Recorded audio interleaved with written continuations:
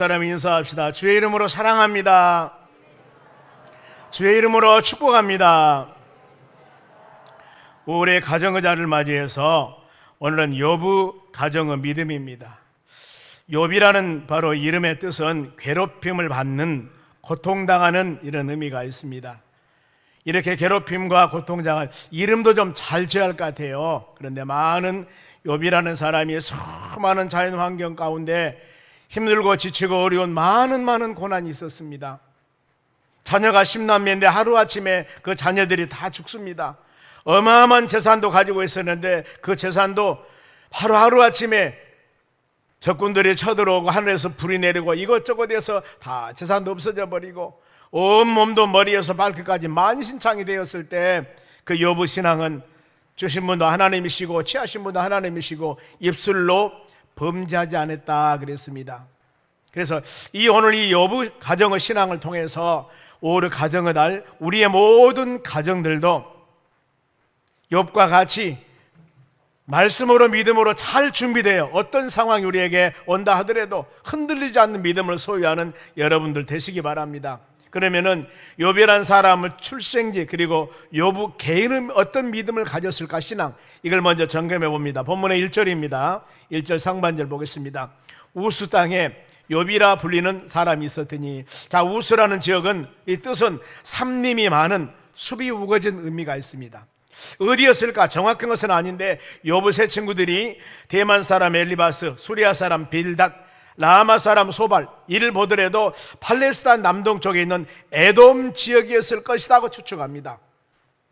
족장시대 이전에, 그야말로 오래전에 이 사람입니다. 그런데 이 욥이란 사람의 중요한 것이 신앙입니다. 하나님을 향하는 개인의 믿음, 어떤 믿음이었을까? 1절 중반절 보겠습니다. 보면은 그는, 그 사람은 욥을 말합니다. 온전하고 정직하여 하나님을 경외하며 악에서 떠난 자들하고 기록하고 있습니다. 온전하다 그 말은 완벽한, 흠이 없는, 또 다른 의미로서는 착실한, 조용한 뜻도 있습니다. 창세기 25장에 보면은 야곱은 조용한 사람이었다고 기록합니다. 조용한 이런 의미보다도 바로 항상 흠이 없는, 이 의미는 죄가 전혀 없다는 것은 아닙니다. 모든 살아가는 삶 가운데 하나님 중심으로 살았다는 겁니다. 그리고 모든 매사일을 행할 때마다 자기 의지, 내 뜻대로 행하는 것이 아니라 하나님께 기도하고 간구하여서 하나님께 뜻을 물어보는 그런 믿음의 사람, 온전한 사람이었다는 겁니다. 그리고 정직하다 그 말은 올바른, 즉 말하면 세상 수많은 미혹에 흔들리지 아니하고 하나님 말씀을 붙잡고 솔직한 양심을 가지고 비난받은 일, 많은 사람에게 세상 말로 손가락 받는 짓을 안 한 사람이었다는 것입니다. 하나님에 대해서는 하나님을 경외하다는 단어를 많이 씁니다만 두려운 마음으로 하나님을 잘 섬기는 사람, 다른 의미로 그 욥의 마음에는 항상 하나님이 함께하고 하나님을 떠나지 않는, 말씀에 순종하는 그런 믿음의 사람이었다는 것입니다.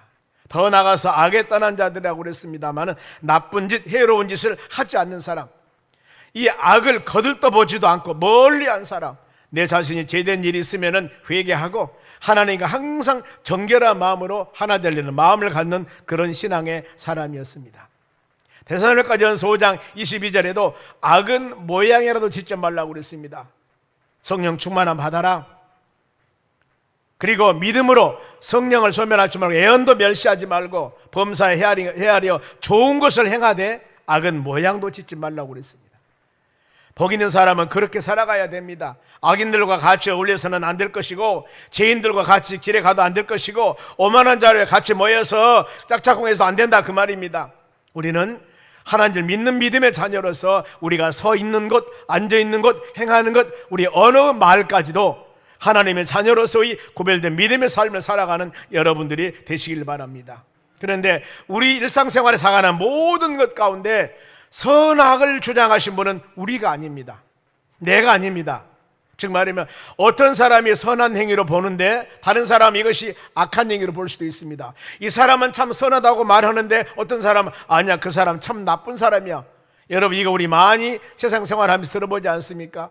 어떤 사람은 일하는 사람을 칭찬을 해요. 참 그 사람 믿음도 좋고 좋은 사람이라고 하는데 어떤 사람은 아니야, 그 사람 믿음도 안 좋고 나쁜 사람이야, 이런다 그 말입니다.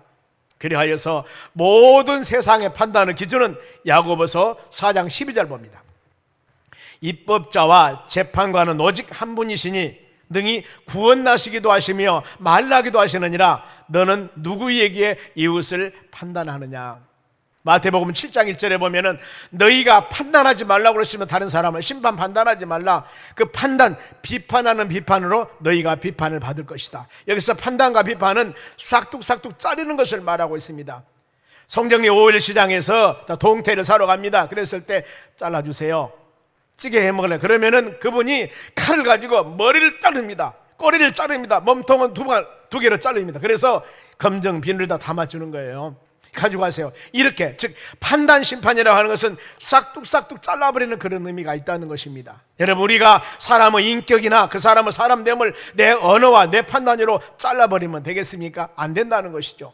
우리의 심판주는 오직 재판관은 하나님 한 분뿐이고 모든 판단의 기준은 내 생각이 아니라 하나님의 말씀 기준이 되어져야 되는 것입니다. 그리하기 때문에 너는 누구이기에 이웃을 판단하느냐? 혹시라도 내 자신이 다른 사람 판단했을 때 이런 말씀을 잘 묵상하셔야 됩니다. 그래야 우리의 신앙이 성장하고 성숙된 믿음의 신앙이 되시기를 바랍니다. 그러면은 욥이 이런 신앙 가졌습니다. 그 다음에 욥의 가족상입니다. 가족상 2절 말씀 보세요. 그에게 아들 7과 딸 3이 태어났느라. 10남매예요. 10남매 다 먹겠죠. 그런데 구약의 이 족장시대라고 그럽니다. 아브라함, 이삭, 야곱, 요셉, 이런 바로 이 믿음의 사람이 나온 시대를 족장시대라고 그럽니다. 그 시대가 넘어서 왕의 시대가 되기 전에 그 중간 시대를 사사시대라고 그럽니다. 사사라는 사람은 때에 따라서 왕도 되고 재판장도 되고 선자도 되고 다 일을 하는 분을 바로 이 사사라고 그러는데, 하나님이 선택하여서 사사를 세웠습니다. 그런데 그때 얼마나 많이 다복한 세상이었는가. 기드온, 너무 잘 알지 않습니까? 기드온은 300용사, 미디안 전쟁에서 멋지게 승리한데 이 사람은 아들이 70명이에요 안 놀라시네. 그 다음에 야일이라는 사사가 나오는데 이 사람은 바로 이 20년 사사를 했는데 아들 30명. 입사는 아들 30, 딸 30. 압도는 아들 40명. 이 사사들은 아들만 낳고 애만 낳는 모양이 보니까 얼마나 다복하지 않습니까? 우리가 아는 다윗도 만만치 않습니다. 헤브론에서 아들 6명을 낳습니다. 통일왕국의 왕이 되어서 11명 낳는데 17명이지 않습니까? 그런데 그 외에 다수 있다고 그랬습니다.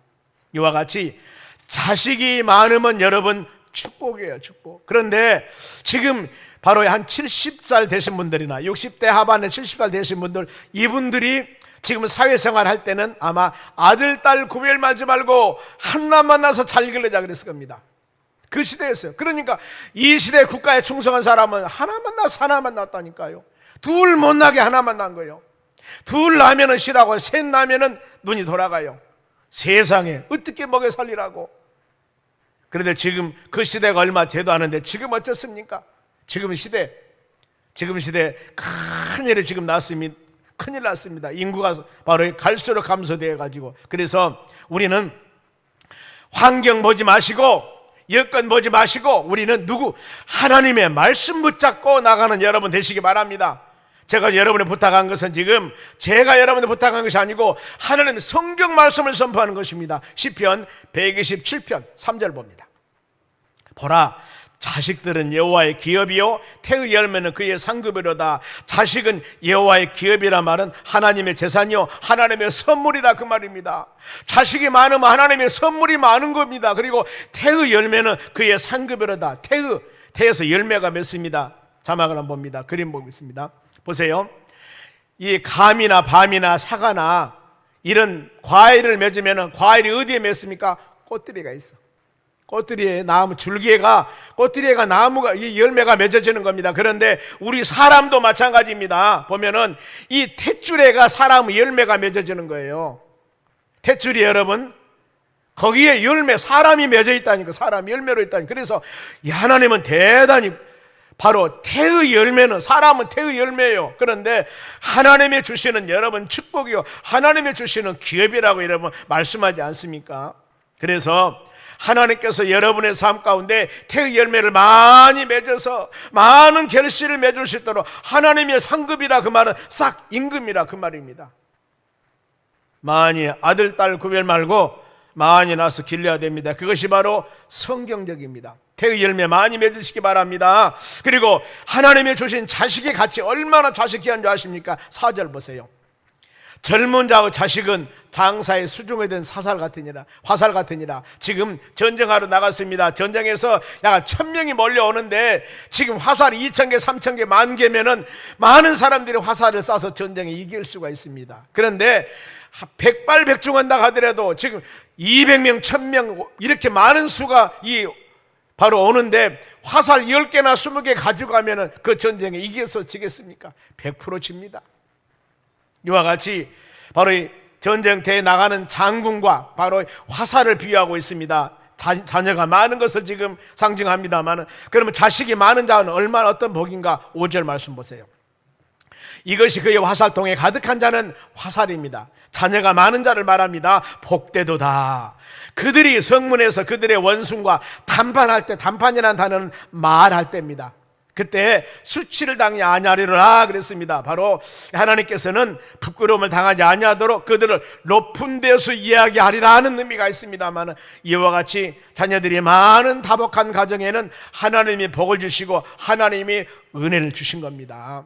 가지 많은 나무에 바람 잘 날 없다고 가지를 다 쳐버리면은 열매가 맺어지겠냐 그 말입니다. 열매가 안 맺어지니까 그냥 바로 이 간단할랑가는 모르겠습니다만은 과일나무는 열매를 많이 맺어야 됩니다. 여러분 할 수만 있으면은 자녀들 많이 낳으시기 바랍니다. 아무 소리 안 한 거 보니까 목사님 어찌라고 그럽니까? 하나님이 다 알아서 해주신다니까요. 그래서 옛날 연세 드신 분들은 믿음이 참 좋아서 주는 대로 나라 다 지복 타고 난다 그러지 않습니까? 하나님은 여러분 이 세상에 태어나서 지금 아프리카 같이 어려운 나라도 있지만 우리나라에 얼마나 하나님의 큰 복을 받았습니까?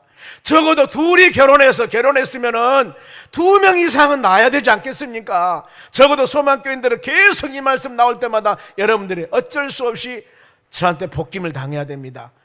이 말씀 듣고 자유수를 하면 2명 이상 낳으면 되는 거예요. 그러지 않습니까? 여러분 사랑하는 남녀가 결혼해서 1명 낳으면 어떻게 됩니까? 이제 50년, 100년 지나면 우리나라 인구는 2분의 1로 딱 줄어집니다. 딱 줄어져. 또 앞으로 또 그렇게 된다면 어떻게 되겠습니까? 앞으로 100년 안에 우리나라 인구는 4분의 1을 줄여져 버린다 그 말이에요. 그러면 어때요? 지금 5천만 명이라는데 1000만 명 정도밖에 안 되면 어떻게 이 나라 경제를 이끌어 나가면 이 나라 지금 보세요. 이 바다에 가서 어부들이나 선장, 그 다음에 갑판장이나 이 사람에는 전부 다 외국인들입니다. 농촌에서 마늘 뽑고 이 담아내기 뽑고 하는 사람 전부 다 누구예요? 외국인들입니다. 저 식당에 가보세요. 먼데 산골짜기 식당도 거기에 있는 사람이 누구예요? 서빙한 사람이 외국인들이라니까요. 우리나라 공장에 가보세요. 외국인들 아니면 공장 경영을 못해 나가네. 어떻게 되겠습니까? 그분들이 다 본국으로 가버리면 어떻게 되냐 그 말이에요. 이건 심각한 문제들입니다. 그래서 할아버지, 할머니, 어머니, 아버지들은 자녀들에게 바로 많이 나서 잘 길러라, 많이 나서 잘 길러라. 여러분들이 그래야 된다니까요. 왜? 성경에서 자녀를 많이 낳는 것이 복이라고 말씀했기 때문입니다, 여러분. 아멘 안 하시는구나. 그 다음에 욥의 재산 상태. 그러면 얼마나 욥이 부자였는가? 3절 봅니다. 그의 소유물이 양이 7,000마리요 낙타가 3,000마리요 소가 500결이요 암낙이 500마리며 종도 많이 있으니 이 사람은 동방 사람 중에 가장 훌륭한 자라. 훌륭한 자라면 어떤 의미냐면 크다, 으뜸되다는 의미인데 부자다 그 말이에요. 부자가. 욥이 얼마나 부자인 줄 모릅니다. 아마 돈 가치로는 모르겠습니다만은 욥이 많이 부자입니다. 아주 부자예요. 그런데 그러면은 욥이 평소의 신앙관입니다. 하나님 나의 부자 되게 도와주세요. 부자만 되기 위한 신앙이 아니었다는 것입니다. 서두에 말씀을 드렸죠. 많은 재산이 없어지고 자녀가 다 하루아침에 죽어도 주신 분도 하나님이시고 가져간 분도 하나님이시라고 입술로 범죄하지 않고 하나님에 대해서 원망하지를 않았습니다. 욥의 신앙이 이런 신앙이었습니다. 그런데 구체적으로 욥의 신앙을 보면은 욥기 31장 24절 한번 보겠습니다. 만일 내가 내 소망이 금에다 두고 순금에, 만일에 욥의 소망이 부자 되는 것, 금덩이나 순이나 많은 물질을 위해서 살아왔다면 너는 내 의뢰하는 바가 아니라 그랬습니다. 너는 이 물질만 의지하는 바가 아니었다 그 말입니다. 욥은 여부 중심은 물질 중심의 신앙이 아니었고 하나님 중심적인 신앙이었다는 겁니다. 구체적인 설명이 28절 보겠습니다. 그것도 재판에 해부할 죄이므나 만일에 본인이 물질만을 위했다면 본인이 재판에 해부할 죄악이었다고 그랬습니다. 자, 이 의미는 용서받을 수 없는 죄였을 것이다. 그러나 내가 그리하였으면 위에 계신 하나님을 속이는 것이다 그랬습니다. 내가 재판에 해부될 죄악을 진 것이고 만일에 물질만을 위한 신앙이었다면 그리고 하나님을 속이는 것이었다고 그럽니다. 이 욥은 신실한 고백입니다. 그리 안 했다는 겁니다. 여러분, 우리가 하나님의 교회 와서 말씀 듣고 믿음으로 살 때 예수 믿고 구원 받았습니다. 우리는 하나님의 나라 백성이 되었습니다. 전능하신 하나님이 여러분들을 돌보시고 인도하십니다. 얼마나 주의 은혜가 감사합니까?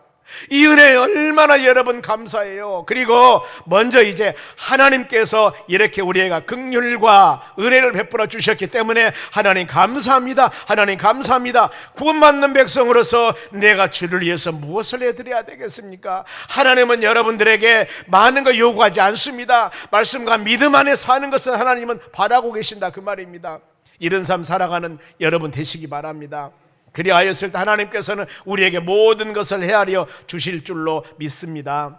욥은 하나님의 수많은 연단 중에도 하나님을 원망하지 않았다는 것입니다. 특히 욥기 23장 10절 보면은 고백을 합니다. 하나님, 나의 가는 길을 하나님이 아십니다. 내가 지금 수많은 어려움을 당하고 고난을 당하고 엘리바, 소발, 빌닷 이 친구들이 와서 엘리우란 친구들이 와서 나를 위로하지만은 위로가 되지 않습니다. 그러나 내가 수많은 이 연단을 받은다 하더라도 나는 어떤 일이 있다 하더라도 하나님을 원망하지 않겠습니까? 나의 가는 길을 그가 아시나니 나를 연단하신 후에는 내가 순금 같은 신앙 가지고 나올 겁니다 하고 그는 고백을 합니다. 이 고백을 우리 믿음의 자녀들 고백이 되시기 바랍니다. 지금 예수 믿고 믿음으로 사는 여러분들의 삶 가운데 하나님의 놀라운 연단과 많은 고난이 있다고 할 경우에 이 말씀 꼭 묵상하며 하나님, 나를 이렇게 이런 과정에서 연단한 후에 내가 순금 같은 정금 같은 믿음을 가지고 나와서 하나님을 영화롭게 하기를 원합니다. 이런 고백하는 여러분들이 되시기 바랍니다. 하나님은 하나님을 향하여 믿음으로 온전하게 올바르게 흔들리지 않는 그런 믿음을 가지고 살아갔을 때 주시는 은혜들이 있습니다. 잠언 22장 4절입니다. 겸손과 여호와를 경외함의 보상입니다. 어떤 사람이 항상 낮은 모습으로 하나님을 섬기며 하나님을 잘 경외하는 사람들의 보상, 결과가 무엇입니까? 재물과 영광과 생명이라고 그랬습니다. 여러분, 우리가 예수 잘 믿고 하나님을 잘 섬기며 믿음으로 산다면 이 재물과 영광과 생명은 덤으로 따라오는 것입니다. 이것을 가지려고, 이것을 주라고 간절히 우리가 기도하는 것이 아니라 말씀과 믿음 안에 살아가면 이것은 당연히 오는 일들입니다. 왜요? 천지를 지으신 분이 하나님이십니다. 사람을 세우고 낮추신 분이 하나님이십니다. 역대상 29장 말씀 보면은 부귀와 영화 모든 것들이 하나님 것이라고 그랬습니다. 승리 주시고 권위 주시고 높임 주신 분도 하나님이시라고 그랬습니다. 그리하기 때문에 그 주님의 맞는 믿음의 삶을 살아갔을 때 하나님 우리에게 필요한 것 아름다운 열매로 응답해 주실 줄로 믿습니다. 그러면은 욥의 가족들입니다. 욥 신앙은 신실했습니다. 부자였습니다. 그러면은 가족 식구들이 서로 간에 질투하고 시기하고 바로 싸우고 이랬는가? 안 그러면 얼마나 믿음으로 잘 살아갔는가? 욥의 가족들의 우애정도 본문의 4절 보겠습니다. 그의 아들들이 지금 10남매입니다. 아들, 딸들의 10남매인데 자기들을 각각 생일 되면은 자기 집에서 잔치를 베풀고 10남매들이 바로 생일 되면 집에서 잔치를 합니다. 그의 누이 3명도 청하여 함께 먹고 마시더라. 우리 같이 요즘은 안 그렇죠? 출가 외인이라고 하지 않았어요?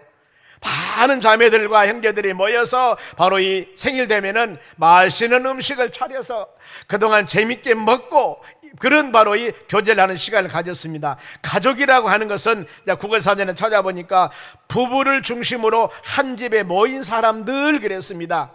부부를 중심으로 한 가족에 모여서 믿음으로 사는 바로 그 공동체가 가족이라고 그랬습니다. 그래서 가정은 하나가 되어져야 됩니다. 이상 가족이 되면 안 돼요. 많은 아픔이 있습니다.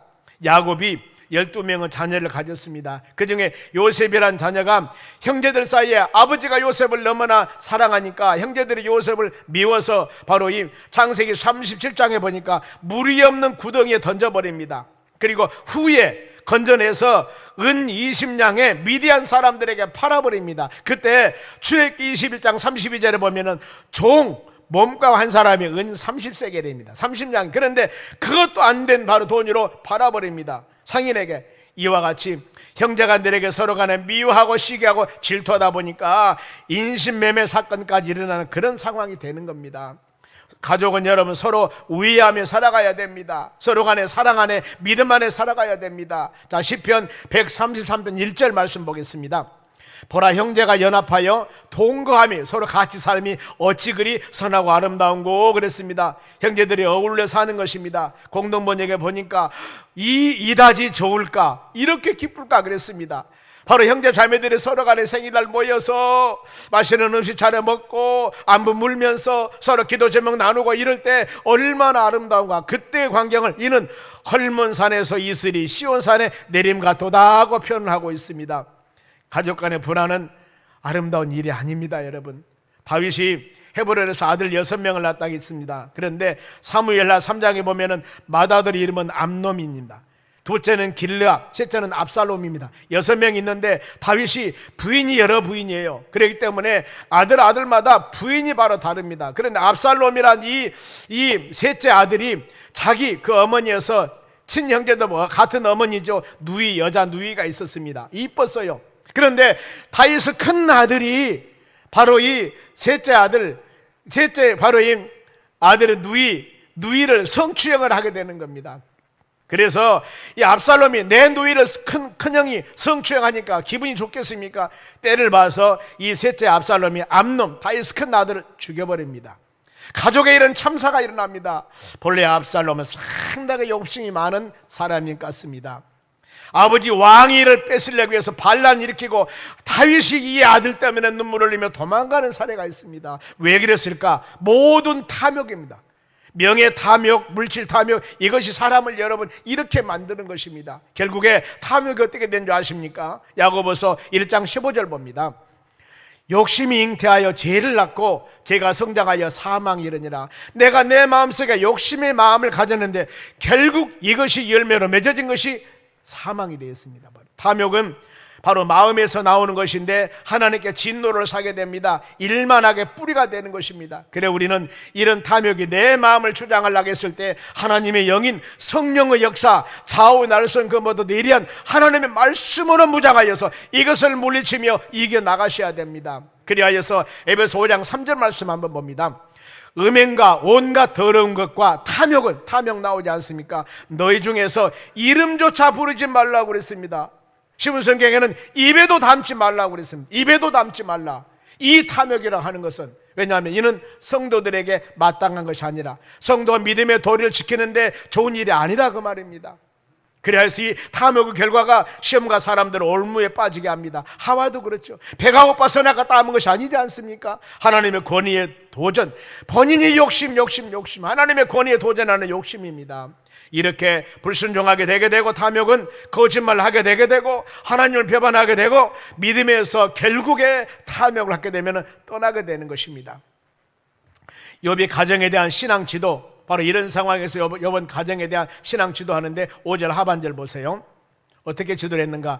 그들이 차례대로 잔치를 끝내면 생일잔치 왔습니다. 10남매가 다 모였어요. 욥이 그들을 불러다가 다 성결케 하되 그랬습니다. 몸과 마음을 깨끗게 하는 겁니다. 그래서 아침에 일어나 성결의 수단으로 그의 명수대로 하나님께 번제, 동물을 다 태워서 드리는 것입니다. 오늘 같으면 예배를 드렸습니다. 그래, 이제 아침에 생일이니까 우리 생일 예배 드리자고 다 같이 모여서 저녁에 모여서 내일 아침 생일이니까 우리가 가압을 해서 생일 축하합니다. 그리고 다 집으로 돌아가본 게 아니라 가지 말어. 왔으니까 전부 이 집에서 자야 돼. 그리고 아침까지 먹고 예배 드리고 가라. 그렇게 했다는 겁니다. 예배, 생일 감사 예배. 그럼 왜 생일 감사 예배를 욥이 드렸을까? 5절 하반절 보세요.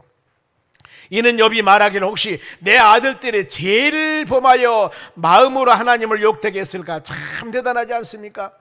모든 아들, 딸들을 모아놓고 하나님 말씀 선포하면서 너는 말씀대로 살아야 된다. 혹시라도 이 말씀에 어긋난 일이 있으면, 잘못한 것 있으면 너희들 회개해야 돼. 그러면서 더 나가서 함이라. 욥이 행위가 항상 이랬더라. 자기들이 죄를 범하여 마음으로 하나님을 욕되게 할까 두려워서. 하나님 영광 돌리며 살아가야 되는데 자녀들이 혹시라도 그들이 언어와 삶과 행동을 통하여서 하나님 영광 가리운 일이 있을까봐, 믿음의 흠이 있을까봐 욥은 말씀을 통하여서 그들을 계속 가족 식구들을 지도한 것입니다. 하나님의 말씀 지도하는 것입니다. 그런데 욥이 늘 바로 행사가 그랬더라 이렇게 신중했습니다. 사랑하는 우리 믿음의 자녀 여러분들, 우리는 우리 자녀들의 모든 삶을 믿음 안에 살 수 있도록 자녀들을 기도하며 간구하셔야 됩니다. 그래야만이 우리가 복되고 아름다운 일입니다. 아버지 어머니는 그래도 신앙으로 잘 지켜오는데 아들 딸들이 믿음으로 자라나오나 치우쳤을 때 얼마나 마음이 아픕니까? 가끔 보면은 저희 교회도 바로 이 할머니 할아버지들이 손자 손을 잡고, 우리 이부 예배도 보면은 우리 권사님이 꼭 바로 초등학교 다니는 손자를 손목을 잡고 와요. 어제는 손자가 무엇을 알고 싶었는가, 바로 여기가 목사님 방, 여기가 고등학교, 여기가 중등부 방, 방마다 소개하며 다니다가 제가 이 목양실에 있으면서 저를 만났어요. 애가 궁금하다는 겁니다. 그때 권사님 마음이 어땠을까? 그래, 너희 엄마 아빠는 내난 자식이지만은 그렇게 신실한 신앙생활 못하는데 얼마나 마음이 아파요. 너라도 손자 너라도 신앙생활 잘했으면 좋겠다는 마음을 가지고 시간을 내서 자녀를 바로 토요일 날 이 교회에 데리고 와서 그 손자를 여기저기 바로 이 가르쳐 주는 모습들을 볼 때 제가 그걸 생각을 했습니다. 여러분, 우리가 이 몸의 소망 무엇입니까? 우리 모든 자녀들이 하나님 말씀과 믿음 안에 사는 것. 욥이 지금 행사가 이랬다는 거예요. 생일날 예배드리고 자녀들의 신앙을 체킹한 겁니다. 너 지금 11조 생활 온전히 잘하느냐? 너 지금 주일 성수 잘하느냐? 너 지금 교회에서 주는 직분 잘 감당하느냐? 이것을 꼭 물어보라 그 말이에요. 다른 걸 생각하면 안 됩니다, 여러분. 다음 세대 자녀 교육을 해서 얼마나 중요한가. 우리 하나님께서도 다음 세대, 우리뿐만 아니라 자녀들 신앙이 얼마나 중요한 줄 아십니까? 신명기 6장 7절 봅니다. 너희 자녀들을 부지런히 가르치며 집에 앉았을 때든지 길 갈 때든지 누워있을 때든지 일어날 때든지 이 말씀을 강론할 것이며, 강론 그 말은 말하다 가르치다 그 말입니다. 보세요. 지금 이 말씀은 40년 동안 광야 생활하고 이제 40년 마치고 하나님께서 약속의 땅인 가나안 땅 들어갑니다. 이제 나라를 이루고 땀 흘려 일하며 살아야 됩니다. 40년 동안 하나님께서 기사와 이적을 보여줬습니다. 반석을 쳐서 물이 나게 하고 하나님이 살아계심을 보여줬습니다. 날마다 구름 기둥과 불 기둥으로 인도해 주셨고, 이것을 바로, 그런데 이제 모든 하나님의 기사와 이적을 보고 느낀 체험신앙을 갖는 사람들이야 하나님의 역사를 믿지만은 다음에 태어난 사람들은 이것을 보지를 못했어요. 이제 가나안 땅에 들어가면 그들이, 원주민들이 우상을 섬기며 바알과 아세라시를 섬길 텐데, 보이는 신상 섬길 텐데, 우리가 섬기는 신앙은 안 보이는 하나님이셔. 그러니 확실한 말씀으로 무장하지 않는다면 넘어질 수밖에 없습니다. 그래 이 말씀 주는 겁니다. 길 가든지 누워있을 때든지 일어날 때든지 어느 때든지 하나님 말씀을 가르치라 그 말입니다. 누구에게? 자녀들에게. 그리고 자녀들을 말씀 묵상 생활하라고 그랬습니다. 8절 봅니다. 또 그것을 너희 손목에 매며 기호를 삼으며 미간에 붙여 표로 삼으라. 자, 유대인들의 자녀들이 지금 테플린이라고 그럽니다. 한번 그림 봅니다.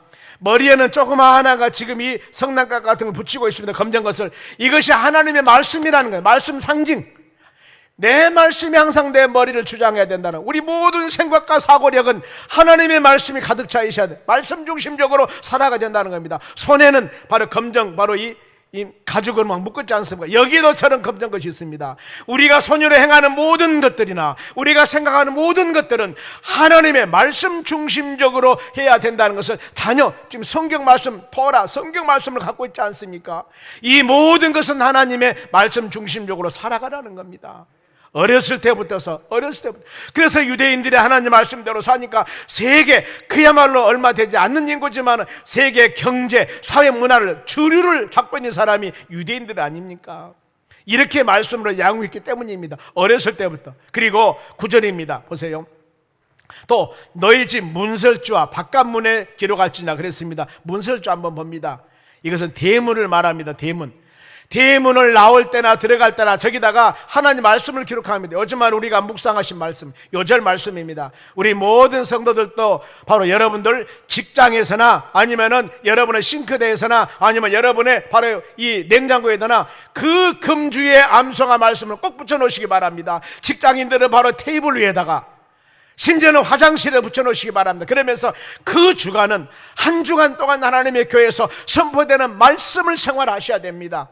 그리하였을 때 우리의 삶이 놀라운 은혜를 허락해 주실 줄로 믿습니다.